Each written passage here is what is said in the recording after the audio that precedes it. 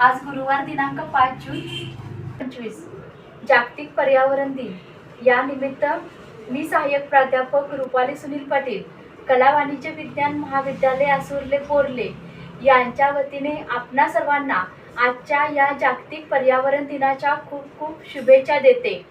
5 जून 1972 मध्ये स्टॉकहोम येथे भरलेल्या कॉन्फरन्समध्ये जागतिक पर्यावरण दिनाची संकल्पना घेण्यात आली।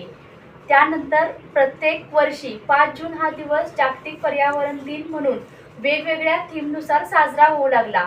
जागतिक पर्यावरण दिन साजरा करण्याचं महत्त्व का, तर त्यामागे एक उद्देश होता की आपणा सर्वांना या पर्यावरणाविषयी असणारी कृतज्ञता व्यक्त करण्यासाठी, या पर्यावरणाविषयी असणारी जागरूकता निर्माण करण्यासाठी, आपल्यासारख्या सर्व विद्यार्थ्यांच्या पर्यंत पर्यावरण शास्त्राचे महत्त्व समजण्यासाठी जागतिक पर्यावरण दिन साजरा करू लागलं। तर आज आपण पाहायला गेलं तर आपण म्हणतो की 21व्या शतकाकडे आपण वळलेलो आहोत, वैज्ञानिक युग आलेलं आहे, पण यामध्ये निसर्गाचा समतोल कुठेतरी ढासळत चाललेला आपल्याला दिसून येतो।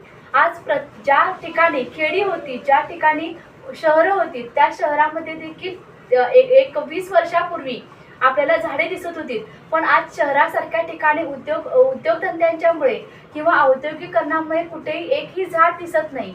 या पर्यावरणाच्या समस्या असतील, त्यामध्ये सागरी प्रदूषण आलं, वाढती लोकसंख्या आली, ग्लोबल वॉर्मिंग आलं आणि यामुळे याच प्रदूषणाचा धोका आपल्या सर्व मानवजातीला तसेच प्राणी पक्षी यांना देखील मिळतो। या पर्यावरणामध्ये असणारे वन्यजीव असेल किंवा वनस्पती असतील, झाडे असतील, या सर्वांना देखील मानवाच्यामुळे आज अधोगतीकडे जाण्याची वेळ आलेली आहे। तर निसर्ग आणि मानव यांच्यातला समतोल जर साधायचा असेल तर यामध्ये या पर्यावरणाचे संरक्षण करणे आज आपल्या काळाची गरज आहे। यासाठी जागतिक पर्यावरण दिन या दिवशी शाळा महाविद्यालय स्तरावर विविध उपक्रम घेतले जातात, विविध कार्यक्रमांचं व्याख्यानमालेचं आयोजन केलं जातं। तर त्या दिवसापुरतं फक्त पर्यावरण दिनाचं महत्त्व न जोपासता आपण पूर्ण वर्षभर किंवा आपला येणारा पूर्ण कालावधी जो असेल पुढचा, त्यामध्ये पर्यावरणाचे संरक्षण करणे गरजेचे आहे। पुनश्च एकदा आपल्या सर्वांना जागतिक पर्यावरण दिनाच्या खूप खूप शुभेच्छा देते आणि थांबते। जय हिंद, जय भारत।